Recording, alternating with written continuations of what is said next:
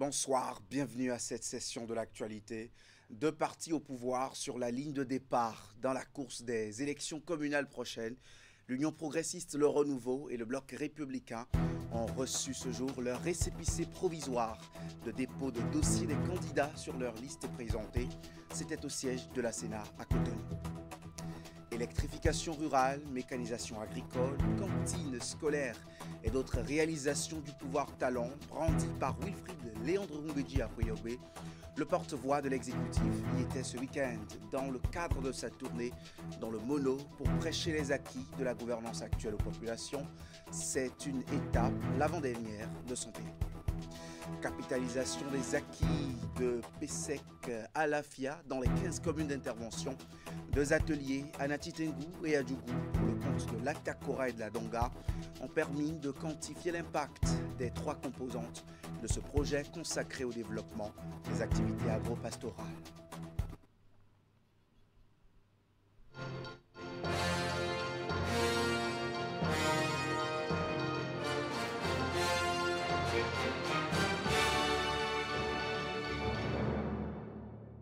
Le parti Bloc républicain a réceptionné cet après-midi son récépissé provisoire de dépôt des dossiers de candidature de la liste comptant pour les élections communales à venir. C'est le député Joseph Anani, vice-président aux affaires électorales de la formation politique, qui a officiellement rempli les formalités de réception de ce récépissé. Voici un extrait de ses propos à la fin de l'opération à la Commission électorale nationale autonome. C'est un sentiment de satisfaction et de devoir bien accompli que nous ressentons en ce moment au nom de notre parti Bloc républicain en venant ici retirer notre récépissé provisoire. C'est vrai, ça a été un chemin de combattant. On va réunir 3630 dossiers avec les pièces, 8 pièces à jour. Ce n'est pas facile quand nous connaissons certaines réalités de notre pays. Mais nous nous sommes mis à la tâche, nous l'avons fait. Le contrôle de complétude a été fait avec succès. Et donc le Bloc républicain s'honore et est prêt pour commencer la bataille et gagner les élections du 11 janvier 2026. Quelques observations ont été faites. Nous avons 72 heures pour répondre à ces observations-là très rapidement. C'est facile pour nous. On a déjà vu ce que la Sénat a eu à relever comme observation. Donc, même en moins de 72 heures, 24 heures, 48 heures, on va pouvoir répondre à ça. Et donc, la suite, ce serait donc l'organisation que nous sommes en train de faire déjà sur le terrain pour pouvoir disposer donc de ce temps-là, les équipes qui vont animer sur le terrain la campagne qui sera lancée par la Sénat le 26 décembre 2025, donc pour que la campagne se déroule très bien pour le compte du Bloc républicain et que nous puissions vraiment tirer notre épingle et devenir la première force politique du Bénin. Je voudrais saluer les camarades du Bloc républicain pour ce devoir accompli, parce que nous l'avons fait grâce à eux. C'est eux qui ont pu réunir les pièces que nous leur avons demandées, la discipline qu'ils ont observée. Je voudrais aussi dire que c'est vrai, nous avons beaucoup de leaders qui auraient aimé se voir positionnés en la tête de liste ou deuxième, mais forcément, quand on est nombreux à être leader, il y a certains qui doivent forcément attendre. Donc, je voudrais les rassurer, les inviter à toujours observer la discipline que nous leur connaissons pour que nous soyons unis ensemble pour affronter donc, cette compétition qui est vraiment importante pour le Bloc républicain. Quelques heures plus tôt, l'Union progressiste, le Renouveau, est allé retirer au siège de la Sénat son récépissé provisoire de dépôt des dossiers pour les communales aussi. Le secrétaire général du parti était à la manœuvre. Gérard Benonchi a sacrifié à la tradition des déclarations officielles à la presse après réception de ce quitus, donnant droit à participer aux élections. On écoute le représentant de la haute direction de l'UP Le Renouveau. Nous venons de recevoir de la main du directeur général des élections notre récépissé provisoire assorti aussi donc, de la notification des observations de la Sénat que nous déploierons donc à corriger ou bien à procéder des compléments d'informations que nous allons, de pièces que nous allons apporter sous 72 heures. Je puis dire un ouf de soulagement parce que ça n'a pas été facile, mais nous y sommes parvenus. Ce n'est qu'une étape dans la marche, dans le processus électoral. L'Union progressiste, le renouveau, en est fière. Et puis, au nom du président du parti, au nom de toute la haute direction politique du parti, je voudrais dire félicitations et merci à toute l'équipe technique qui nous a permis d'en arriver là. Aussi, remercier et féliciter la Sénat pour le dispositif qui a été mis sur pied pour nous permettre donc d'être bien accueillis, d'être bien accompagnés. La Sénat n'a pas été pour nous un goulot d'étranglement, mais un accompagnateur dans ce processus. Nous avons eu le soutien permanent des cadres de la Sénat, des dirigeants de la Sénat pendant tout notre séjour ici. Nous voulons leur dire merci au président de la Sénat, merci au directeur général des élections, merci à tous les cadres de la Sénat qui nous ont accompagnés. Nous allons nous évertuer, comme je l'ai dit, sous 72 heures, d'apporter les compléments d'informations qui nous ont été donc notifiés. Je vous dis merci.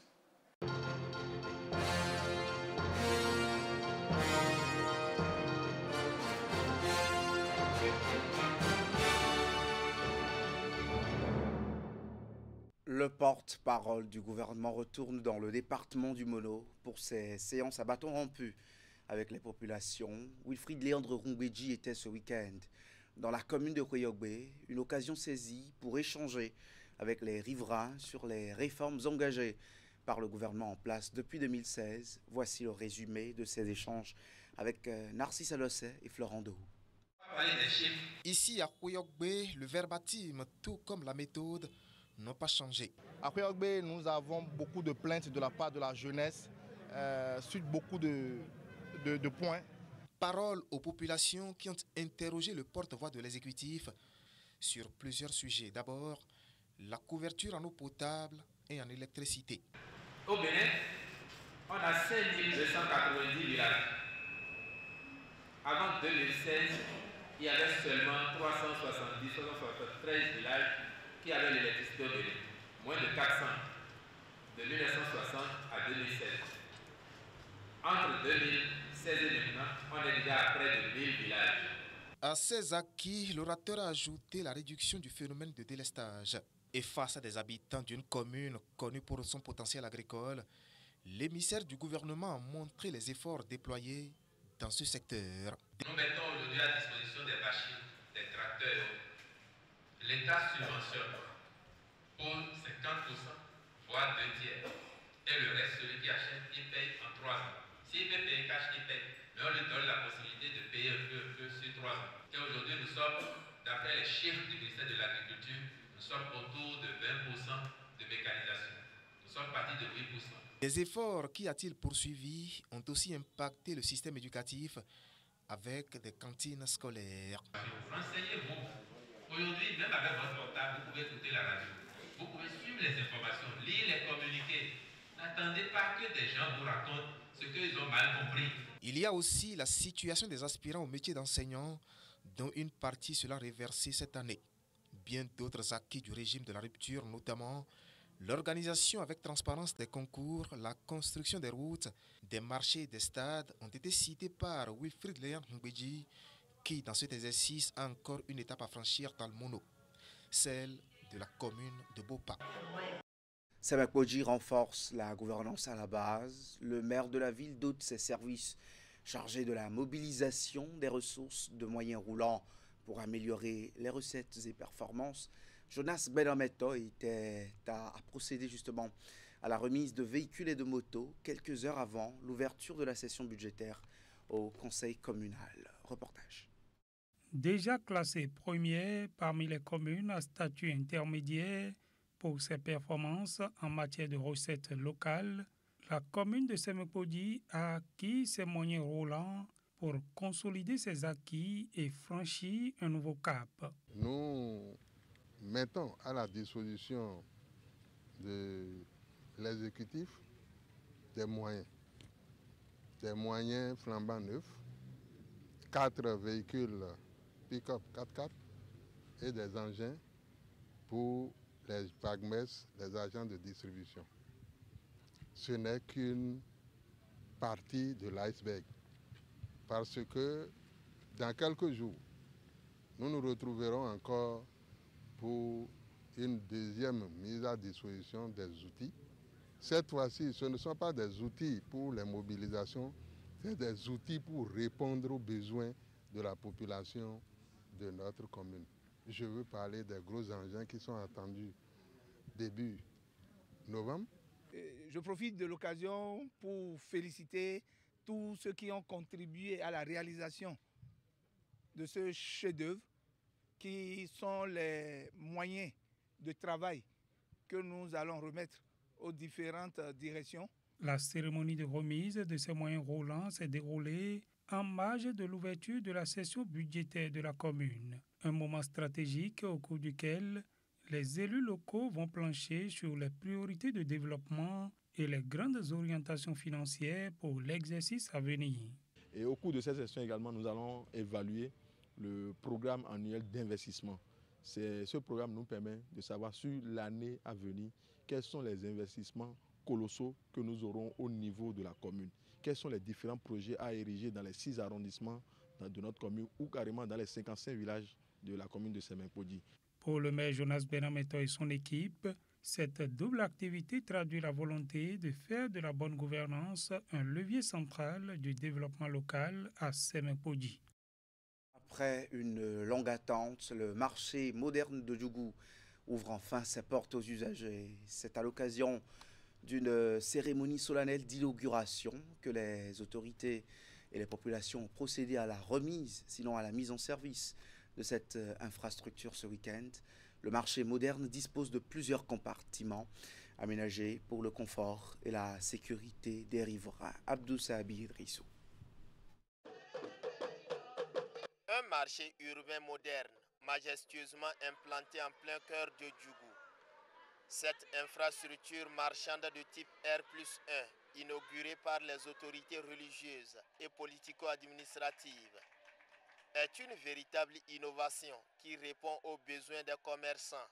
Elle ouvre une nouvelle ère en matière d'échanges commerciaux dans la Donga. À la place de l'ancien décor, c'est là désormais un marché moderne, vaste, propre, organisé, sécurisé, un véritable bijou architectural qui nous honore, qui honore toutes les filles et fils de Djougou. Ce marché, ce n'est pas qu'un ensemble de bâtiments.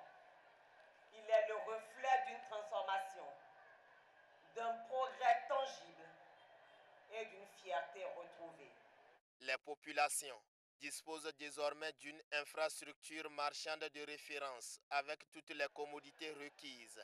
Le marché moderne de Djougou met à la disposition des usagers 424 places de vente, dont 359 étals primeurs, 8 étals boucherie et 57 boutiques. Un local administratif, une infirmerie, 2 chambres froides, un monte-charge des locaux administratifs, ainsi que des locaux techniques, un parking et des sanitaires modernes. La dynamique de modernisation des infrastructures marchandes voulue par le président Patrice Talon séduit les populations locales et les autorités à divers niveaux. Je tiens du fond du cœur à témoigner toute ma gratitude au gouvernement de la rupture, sous l'impulsion visionnaire de son Excellence, Monsieur le Président Patrice Talon. Monsieur le Président, votre politique de modernisation des infrastructures économiques à travers tout le Bénin n'est pas un vain mot, elle est une réalité tangible.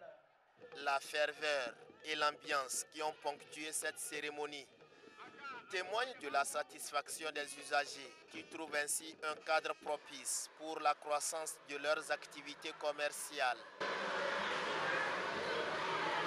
Le projet de stabilisation économique et de cohésion sociale PSEC Alafia arrive à son terme. Après 18 mois d'activité, les acteurs chargés de la mise en œuvre passent au peigne fin les différentes avancées et aussi les défis à relever.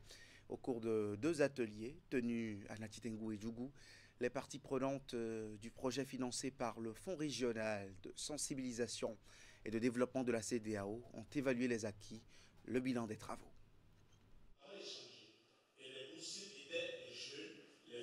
Les résultats du projet PSEC à l'AFIA ont été présentés aux acteurs concernés lors d'activités de capitalisation des acquis organisées à Natitengu pour le département de la Takora et à Djougou pour le compte de la Donga.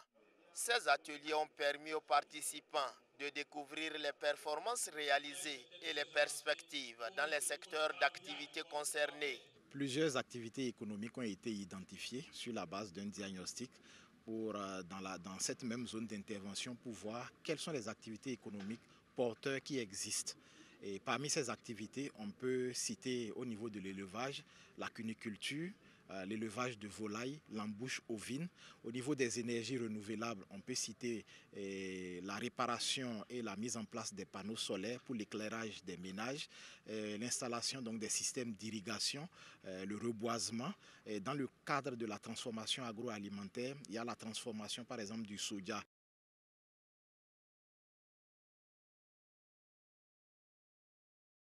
manioc en gari et la transformation donc d'autres produits pour le bonheur donc des femmes. Le projet PSEC à l'AFIA est exécuté par des ONG telles que Vétérinaires sans frontières Belgique et la GIZ avec le financement du Fonds régional de stabilisation et de développement FRSD-CEDEAO. Il comporte plusieurs composantes clés. Le projet a été réparti en plusieurs composantes, notamment la composante numéro 1, renforcement des capacités, au cours de laquelle il y a eu des formations, donc des formations en gestion. La deuxième composante a consisté à améliorer les services de conseil agricole, là les services étatiques et les OSC. La troisième composante du projet, c'est une composante qui est liée à la promotion des pratiques agroécologiques. Là, à ce niveau, il y a eu la mise en tête de 5000 plans de carité et la création de 15 champs écoles pastorales dans les 15 communes bénéficiaires du projet. Je voudrais vraiment remercier encore toutes ces personnes grâce auxquelles ce projet a vu le jour et ce projet qui nous a permis de toucher un nombre non négligeable de jeunes et de femmes dans divers secteurs d'activité. Il faut dire que grâce à ce projet, ça a permis à notre ONG de pouvoir vraiment élargir son domaine d'intervention. Désormais, nous pouvons dire que nous avons la capacité donc d'intervenir dans 3 départements du Bénin et dans 15 communes. Les travaux de capitalisation se sont articulés autour de 5 grandes thématiques choisies pour favoriser une meilleure compréhension et appropriation des activités menées. Ces différentes thématiques contribuent à la pérennisation des acquis du dit projet. Parce que dans ce sens-là, le projet a sensibilisé avec l'inclusion de toutes les couches pratiquement.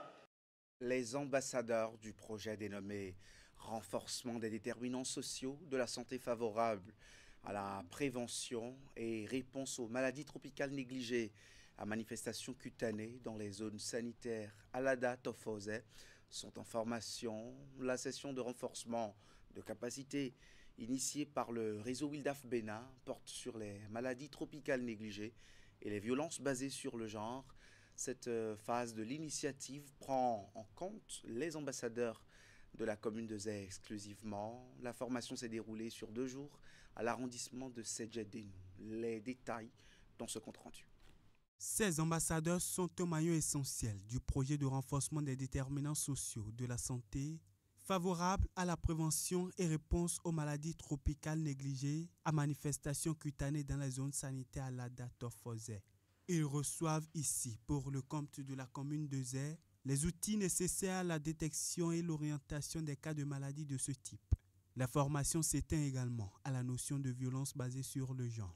Chères ambassadrices, chers ambassadeurs, votre présence en ce jour revêt une importance capitale. Pendant les 2 jours de formation, vous allez acquérir des outils nécessaires pour devenir des acteurs de changement dans nos localités.